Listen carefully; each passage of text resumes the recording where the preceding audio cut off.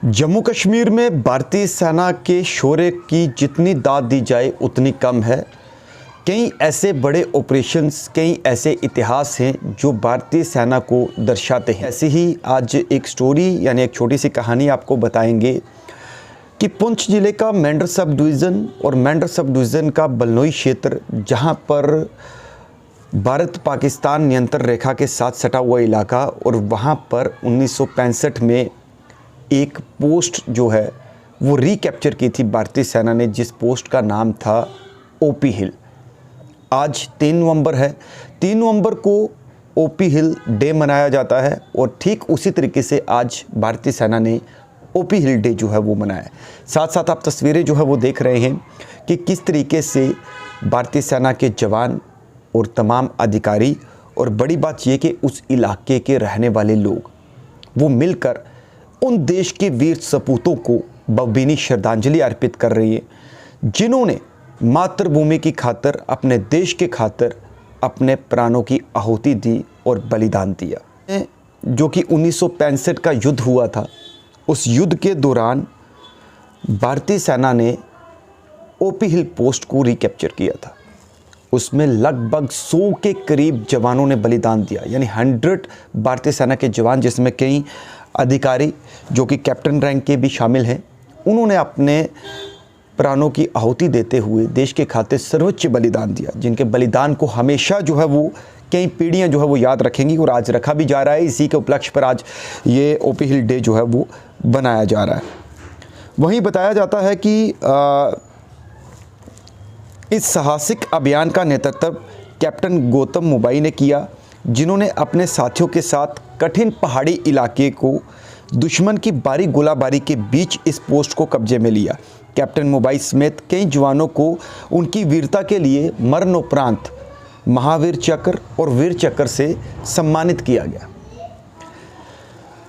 वहीं आपको बताना चाहेंगे कि भारतीय सेना की जो वहाँ पर बलनोई बटालियन है, उसने आज एक कार्यक्रम ऑर्गेनाइज़ करवाया, जिसमें कमान अधिकारी, जो कमांडिंग ऑफिसर थे, वो वहाँ पर उन्होंने श्रद्धांजलि अर्पित की, और वहाँ पर जो है फूल मालाओं के साथ अन्य जो स्थानीय लोग हैं उनके साथ वहाँ पर जो है फूल मालाएं अर्पित करके देश के उन वीर सपूतों को जो है वो याद किया। भारतीय सेना हमेशा अपने शहीदों को याद करती है। ऐसे कई उदाहरण जो है वो देखने को मिलते हैं, और वहाँ पर उस इलाके के जो लोकल लोग हैं, हमने उनसे भी बातचीत की कि उन्होंने उन वीर जवानों के लिए क्या कुछ कहा, वो भी आपको सुनाएंगे।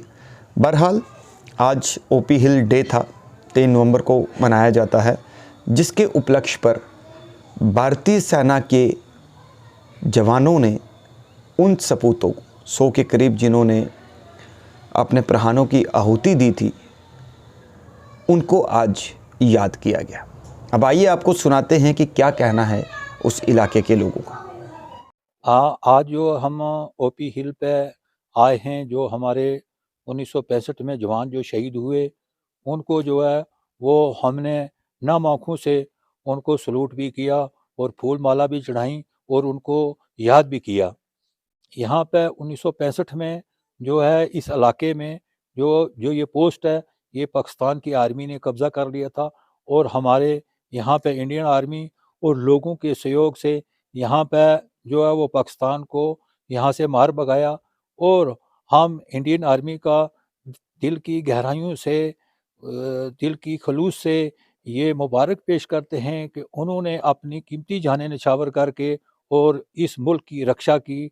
हम सब लोग जो है वो इंडियन आर्मी के साथ भी खड़े हैं, हमेशा कंधे से कंधे मिला के भी खड़े हैं, और इंडियन आर्मी को हम दिल की गहराइयों से और अपने हौसलों से, और जो इंडियन आर्मी ने यहाँ पे 1965 में किया, उसको हम हमेशा यहाँ 3 नवंबर को हमेशा हर साल यहाँ पे आके उनको याद करते हैं।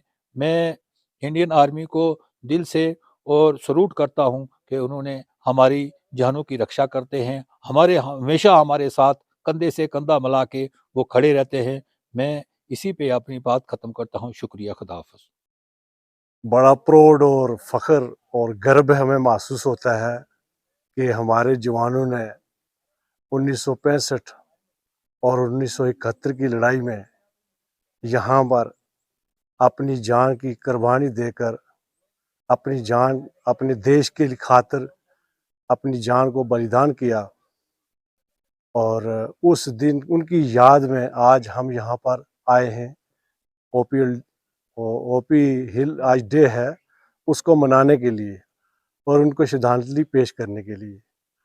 हमें आज का दिन बड़ा फ़ख्र का है और हमें ये गर्व सिखाता है कि हमें अपने देश की खातिर हमें अपनी किसी भी तरह की कोई अगर आँच आए तो हमें उस पर अपनी जान को भी कुर्बान करने से पीछे हरगिज़ नहीं होना चाहिए।